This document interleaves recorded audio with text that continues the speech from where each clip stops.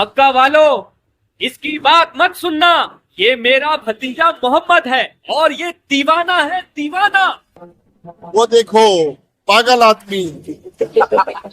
رسول اکرم صلی اللہ علیہ وسلم پر جب یہ آیت نازل ہوئی سورۃ الشعراء کی، وَأَنذِرْ عَشِيرَتَكَ الْأَقْرَبِينَ، کہ آپ اپنے رشتہ داروں کو ڈرائیے، تو آپ صلی اللہ علیہ وسلم صفا پہاڑی پر چڑھے۔ وہ پہاڑ پر کون ہے؟ محمد۔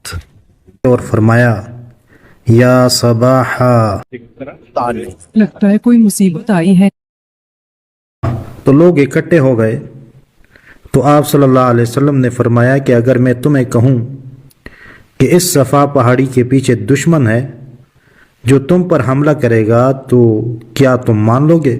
ہاں بالکل کریں گے، کیونکہ آپ سچے ہیں، آپ امین ہیں، آپ صدیق ہیں، آپ محمد ہیں۔ آپ صلی اللہ علیہ وسلم نے فرمایا فَإِنِّي نَذِيرٌ لَكُمْ بَيْنَ يَدَيْ عَذَابٍ شَدِيدٍ، تو میں آنے والے عذاب سے ڈرانے والا ہوں۔ یہ کیا کہہ رہے ہیں؟ تعجب ہے۔ یہ بات تو کیا اپنے باپ دادا کا دین چھوڑ دیں؟ اپنے خداؤں کو ناراض کر دیں۔ تو ابو لہب نے کہا بھتیجے تبا لکا علی ھذا جمعتنا، ناش ہو تیرا، ٹوٹ جائیں تیرے ہاتھ، کیا تو نے ہمیں اسی لیے یہاں جمع کیا ہے؟ اس کا نام عبد العزیٰ تھا۔ رسول اللہ صلی اللہ علیہ وسلم خاموش ہے، اور پھر قرآن اترا۔ ابو ہادی، ہمیں وہ سورہ تو سناؤ جو نبی پر نازل ہوئی ہے۔ تبت یدا ابی لہب وتب، ابو لہب کے دونوں ہاتھ تباہ و برباد ہو گئے۔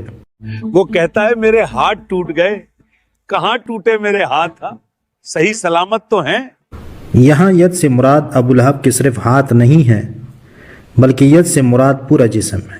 ما اغنا عنہ مالہ وما کسب، اس کا مال اور اس نے جو کمایا اس کے کسی کام نہیں آئے گا، کیونکہ ابو لہب یہ کہتا تھا اگر وہ سچا ہے دے دوں گا مال و دولت اللہ کو اور بچا لوں گا خود کو جہنم سے۔ سیصلی نارا ذات لہب، وہ داخل ہوگا ایسی آگ میں جو شعلے والی ہوگی۔ وامرأتہ حمالۃ الحطب، اور اس کی بیوی بھی اس آگ میں داخل ہوگی جو لکڑیاں اٹھاتی تھی۔ اس کا نام ام جمیل تھا، اور یہ حضرت ابو سفیان رضی اللہ تعالیٰ عنہ کی بہن تھی، لکڑیاں اٹھاتی تھی۔ اس کا یا تو یہ حقیقی معنی مراد ہے کہ کانٹے دار لکڑیاں اٹھاتی تھی اور حضور صلی اللہ علیہ وسلم کے راستے میں بچھاتی تھی، یا اس کا معنی یہ ہے کہ جہنم میں زقوم کا درخت اٹھائے گی اور ابو لہب پر پھینکے گی اور اس کی آگ مزید بڑکائے گی۔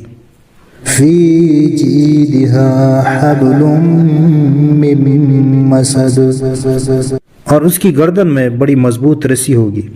جہنم کے توق اور زنجیروں کو یہاں مضبوط رسی سے تعبیر فرمایا کہ جہنم میں جلے گی اور وہاں اس کی گردن میں جہنم کے توق اور زنجیریں ہوں گی۔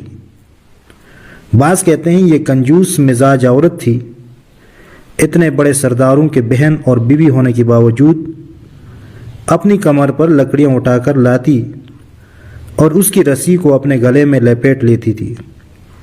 اس کی یہی رسی اس کے گلے میں پنسی، جب اٹھنے لگی تو اس کا گلا دب گیا اور دم گھٹنے سے مر گئی۔ ابو لہب کا انجام۔ غزوہ بدر کے 7 روز بعد اس کے بدن میں ایک بیماری لگی جسے طاعون کہا جاتا ہے، جس سے اس کے پورے جسم میں زخم پھیل گیا۔ اس کے گھر والوں اور بچوں نے اس کو الگ جگہ میں رکھ دیا، یہاں تک کہ کوئی اس کے قریب بھی نہیں جانا چاہتا تھا، اور بالآخر وہ ذلیل رسوائی کے ساتھ اسی حالت میں مر گیا۔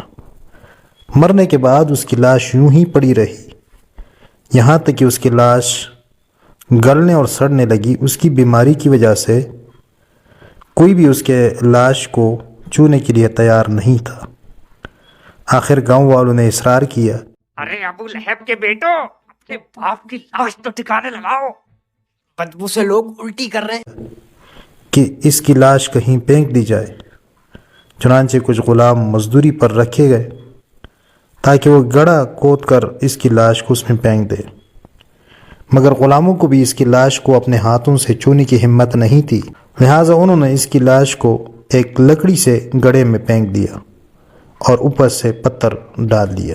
یہ وہ مصیبت اور رسوائی تھی جو اس کو اس دنیا میں لاحق ہوئی، اور آخرت میں جس سزا اور عذاب سے دوچار ہوگا وہ اس سے زیادہ دردناک اور برتر ہوگا، جیسا کہ اس صورت میں بیان کیا گیا ہے۔